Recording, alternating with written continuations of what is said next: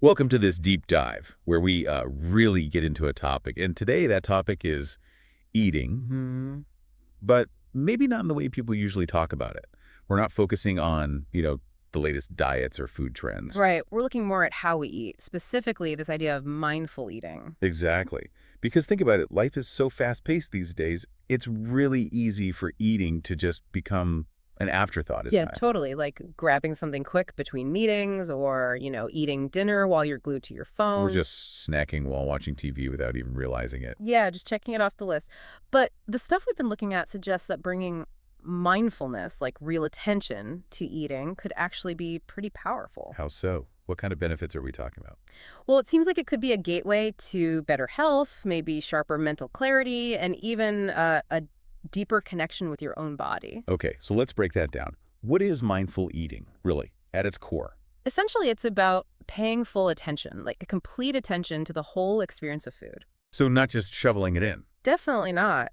It's noticing the colors on your plate, the different textures, smelling the aromas, Mhm. and really tasting the flavors, savoring each bite. And listening to your body, too, right? Like hunger cues. Exactly. Listening for hunger, recognizing fullness, and making eating an intentional choice, not just a habit or something you do because you're distracted.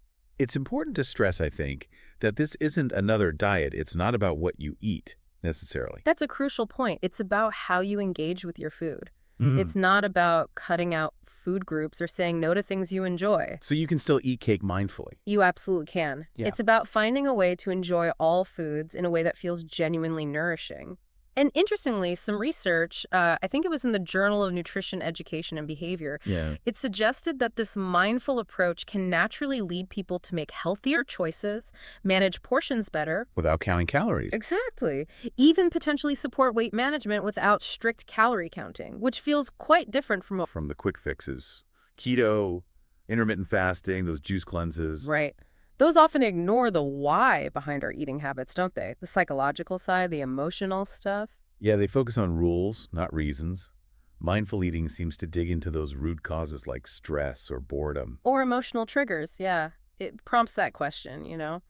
How often do you actually eat because you're physically hungry versus maybe stressed or sad? That's a big one. Emotional eating, so many people struggle with that. hmm And mindful eating offers a way to recognize those patterns, to create a little space before you react. So you can consciously decide, am I feeding my body or am I feeding an emotion? Precisely. Gives you that choice point. And it's not just mental benefits, is it? You mentioned physical perks too. Digestion. Yeah, there's some interesting potential there. The research suggests that when you eat slowly, chew thoroughly, basically give your digestive system a chance. It works better. It seems so. Yeah. Better breakdown of food, maybe better nutrient absorption, and potentially less bloating or discomfort. There was actually a study, I think from 2018, in Frontiers in Psychology. It linked mindful eating practices to fewer gut issues. Really highlighting that gut-brain connection we hear so much about. Exactly, that two-way street. What's happening in your gut affects your brain, and your mental state affects your gut. It's all connected. Fascinating.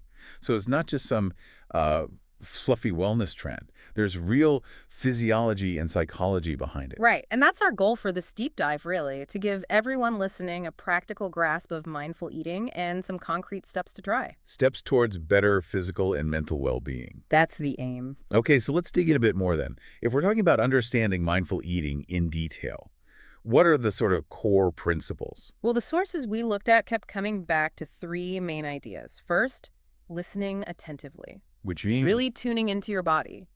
Hunger signals, noticing when you're starting to feel satisfied, knowing when you've actually had enough. okay, listening. What's next? Second is observing keenly. This is about engaging all your senses. Like we touched on before, colors, smells, textures. Exactly. The whole sensory package, the colors, the aroma, how the food feels in your mouth, the different flavors, really noticing, And the third, appreciating deeply. This involves recognizing the nourishment the food provides, maybe even thinking about its journey to your plate. Gratitude, almost. wow. When you put it like that, it really does sound like it transforms eating from just, fueling up. Into something much richer. One source called it a rich, meditative experience. Meditative, I like that. Mhm. And it helps to contrast it, doesn't it? Mindful versus mindless eating. Absolutely. Mindless eating is basically autopilot. You're not tuned in, you're probably distracted, maybe eating out of emotion rather than actual hunger. We've all been there. Oh, yeah. Mindful eating is the opposite. It's deliberate, it's conscious, you're aware of the cues, you're making choices. So that awareness is key. It naturally makes you more conscious of portion sizes, maybe. Yeah. Your patterns around food. Precisely. And that's where the link to mental wellness gets really interesting, that gut-brain axis again. All right, that communication highway. Mm-hmm. Our food choices impact our mood, our stress level. A mental balance, yeah.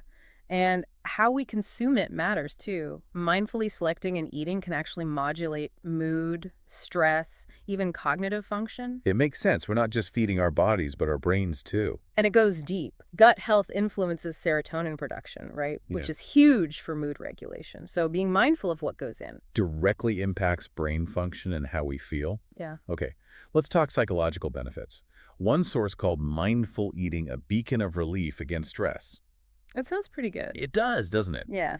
The idea is when you focus fully on eating, you ground yourself in the present moment. Like a mini meditation break. Sort of. It creates this pocket of calm. And research suggests this presence can actually lower cortisol levels, the main stress hormone. So instead of stress-causing mindless eating, mindful eating can actually reduce stress. That's the potential, yes, a kind of reversal. And beyond stress, it helps foster a healthier relationship with food overall. Moving away from guilt and restriction, which so many diets promote, towards more understanding and kindness toward yourself and your habits. That feels huge. Less judgment, more compassion. Exactly. Have you ever felt that guilt after eating something you thought you shouldn't? Yeah. Pretty much everyone, I think. It's a nasty cycle. Mindful eating helps break that cycle. And as we mentioned, it's crucial for spotting emotional eating trigger. Right. Recognizing that urge, am I bored, sad, stressed, before you automatically reach for food. It gives you that moment of awareness, that pause, so you can make a conscious choice about how to respond rather than just reacting on impulse. That awareness really is the game changer, isn't it? It's the foundation. Okay, this all sounds incredibly positive, but let's get practical. How do people actually do this? What are some concrete strategies? Great question. The sources offer lots of practical tips. Number one, probably the biggest, ditch the distractions. Turn off the TV, put the phone away. Yep. Focus just on the meal. That lets you actually engage your senses properly. Makes sense. Hard to savor when you're scrolling. What else? Creating peaceful environment. Yeah, it's not just about screens. Think about your eating space. Can you make it calmer? Maybe a dedicated spot? Clear the clutter? Add a plant? Even just a nice placemat can signal this is mealtime. Making it feel more intentional, less like just refueling at a pit stop. Exactly. A little ritual. Another tip. Start small. Don't try to overhaul everything at once. Right. Maybe just one mindful bite per meal to start. Really focus on the texture, taste, smell of just that one bite. It's less intimidating. That feels doable. Yeah. And eating with intention. What does that look like day to day? It means deciding to eat, not just letting it happen while you do other things. Before you start, take a second. Look at the food. Notice the colors, the arrangement, the smell. Appreciating it before you even taste it. Then eat slowly. Chew thoroughly. And pause between bites. Putting your fork or spoon down is a really simple, effective way to do this. That pause seems critical. Give your brain time to catch up, right? Yeah. To register fullness. Exactly. Otherwise, it's easy to blow past fullness without even noticing until you're uncomfortable. Which brings us to checking hunger levels. How do we do that effectively? Before you eat, just ask yourself, am I actually physically hungry? Some people find a hunger scale helpful, like 1 is starving, 10 is painfully full. And you aim to eat when? Maybe start around a 3 or 4 and stop when you feel satisfied, like a 6 or 7, not stuffed. It helps differentiate physical hunger from, say, boredom hunger or stress hunger. Precisely. And tuning into those signals during the meal, too. Noticing subtle shifts in fullness. Learning to tell the difference between I need fuel and I feel upset. It requires paying attention throughout. It does. Which leads to another classic tip. Savor slowly. Take smaller bites, chew more. Yeah, maybe 20, 30 times per bite, some suggest. Put the frake down between bites. It slows you down, enhances enjoyment, and again, gives your brain time to get the I'm full message. It feels like slowing down is the thread connecting many of these tips. It really is. It helps with everything else, engaging senses, noticing fullness. Speaking of senses, the apple example. How do we apply that? Think about really experiencing it. Look at the color, maybe the shine on the skin. Smell it. Feel its weight, its texture, then the bite, the crispness, the sound, the sweetness, the tartness. Using all senses elevates it. Totally. Makes even simple food feel richer. Gratitude was another point raised. Being thankful for the food. Yeah. Taking a moment to think about where it came from, the farmer, the land, the preparation, it deepens the connection, fosters appreciation. Shift the perspective from just calories to nourishment and effort. Mm-hmm. And even cooking can be mindful. Oh, so By engaging fully in the process, feeling the textures, hearing the sizzle, smelling the ingredients combining, it builds an emotional connection before you even eat. makes the meal more satisfying. What about journaling? That can be really insightful, keeping a food diary, not just what you ate, but how you felt before, during, after. Just spot patterns, like emotional triggers. Exactly. It reveals those hidden habits and connections. And finally, regular meal times and portion control came up. Consistency helps avoid frantic eating. Seems so. Paired with thoughtful portions, it helps you nourish yourself adequately without going overboard. Oh, and taking a few deep breaths before starting. Just to center yourself. Yeah, a simple way to shift into mindful mode. Okay, those are great practical strategies. Now let's flip it. We talked about the benefits, but what about the problems with the opposite, eating too quickly? Right. The sources highlight some significant issues. One major one is digestion and those satiety signals. Eating fast messes them up. It can. Your digestive system gets overwhelmed. Bloating, indigestion, discomfort are common. And the hormones, leptin for fullness, ghrelin for hunger, they don't get enough time to work properly. So you keep eating because the stop signal is delayed. Exactly, which leads directly to overeating. Your brain lags behind your stomach. And that can link to binge eating too. It seems likely, especially if rapid eating is combined with emotional eating triggers.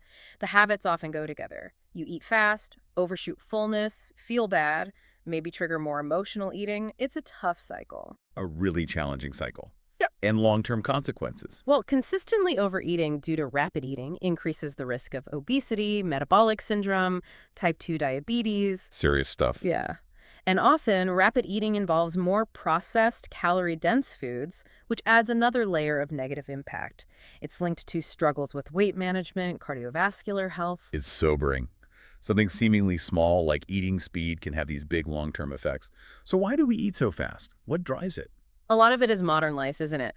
High-pressure jobs, packed schedules, juggling work, family commuting, meals feel like something to rush through. Just another task. Mm-hmm. And multitasking is huge. Eating while working, scrolling, watching TV, we're just not paying attention. It becomes autopilot eating.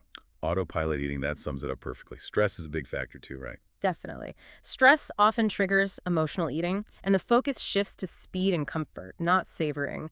And then there are cultural pressures. Like valuing efficiency above all else. Exactly. Society often prizes speed, so taking a long, slow meal can feel unproductive, almost lazy sometimes. Even socially, right? If everyone else is eating fast. You tend to mirror them. Group dining can prioritize efficiency over enjoyment, especially if time is limited. So many factors pushing us towards speed. Yeah. Okay, we have the mindful eating principles. What about specific tactics just to slow down? Creating that calm environment is key, removing distractions. A tidy space, maybe soft lighting. Setting the stage? Yeah, aiming for meals to last at least 20 minutes can be a concrete goal. Gives the body time. And physically putting utensils down between bites creates forced pauses. Simple but effective. Yeah. What about eating with others? Conversation naturally slows you down. It breaks into the meal and strengthens social bonds too. Shifting focus from just eating. Any other tools? CBT came up. Cognitive behavioral therapy, yeah. It can help address the thoughts driving the behavior, like challenging the idea, I don't have time to eat slowly. Addressing the mindset behind the habit. And portioning ahead of time. That can help too. Smaller, pre-portioned meals naturally encourage a slower pace. Less on the plate to rush through. Lots of angles to tackle rapid eating. Now, circling back to emotional eating, since it's so often linked, how do we tackle that more directly? Self-awareness is step one. Really noticing that connection between feelings and the urge to eat. Identifying the pattern. Then, mindfulness practices, deep breathing. Meditation can help manage the underlying stress or emotion, reducing the impulse. Finding healthier ways to cope. Exactly. Plus, things like physical activity for endorphins, keeping that food mood diary to spot triggers, getting support from friends or therapy, finding non-food emotional outlets. Like hobbies, creativity, nature. building a whole toolkit. Right. It's about having alternatives to turning to food. And all this contributes to building a healthier relationship with food overall, doesn't it? That's the goal. Mindfulness is the cornerstone. It's not just slowing down, but being intentional, reflective, Yeah. recognizing hunger, fullness, emotional triggers. Using those practices we discussed, gratitude, no distractions, chewing well, tuning in. It's about consistent effort, not perfection. Those small steps, timing meals, putting the fork down, they add up. So mindfulness and intentional habits create that foundation for understanding your patterns better. Precisely. And the effects can ripple outwards, right? It's not just about food. Absolutely not. That awareness you cultivate at mealtimes, it often spills over. You might become more present in conversations, more tuned into your emotions generally, better at managing stress. Like practicing a skill that benefits your whole life. And the sustainability angle is interesting too. Yeah, being more intentional often leads to choosing more whole, less processed foods, which tends to be better for the environment. And less food waste, presumably. You're only eating until you're satisfied. Exactly. Better for your wallet, better for the planet. Win-win. Okay, but let's be realistic. People are busy. Finding time for distraction-free meals can feel impossible. Multitasking is ingrained. How do we overcome those hurdles? It's a real challenge. The key is probably not aiming for perfection. Start small. Maybe one mindful snack a day, or one mindful meal a week. Even 5 minutes helps build the muscle. Gradual change and breaking the multitasking habit if eating without a screen feels weird. It might feel strange at first. Try setting a timer. Just 10 minutes of focused, screen-free eating. Then gradually increase it. It's about retraining your brain. Small, achievable steps. Did the sources mention any specific examples, like case studies? Briefly, yeah. Things like an overworked professional finding joy in their lunch break again by eating mindfully, or a student reducing stress snacking by being more present during meals. Relatable examples showing it can make a real difference. They show the diverse impact on both physical and mental well-being. And ultimately, mindful eating isn't meant to exist in a vacuum, is it? It fits into a bigger picture. Exactly. It works best as part of a holistic approach. Think physical activity, good rest, stress management. They all harmonize. Supporting each other for overall mental health and well-being. That's the ideal. Okay, so wrapping up this deep dive, it's really clear. Mindful eating is much more than just another diet fad. Absolutely. It's more like a lifestyle shift, something that empowers you to take more control over your health and happiness, one bite at a time. And the great thing is, people can start right now. With their next meal or snack, just pause, breathe, really experience the food. Notice how it feels to be present. See if it makes the meal more satisfying. It might surprise you. It really might. So maybe a final thought for everyone listening. Reflect on one small thing you could do today to eat more mindfully. Just one step. Yeah. And consider how that single action might ripple out, how it could start a deeper exploration of your own relationship with food and how it connects to your overall well-being. A powerful thought. Here's to a more mindful, nourishing journey with food. Thanks for diving deep with us today.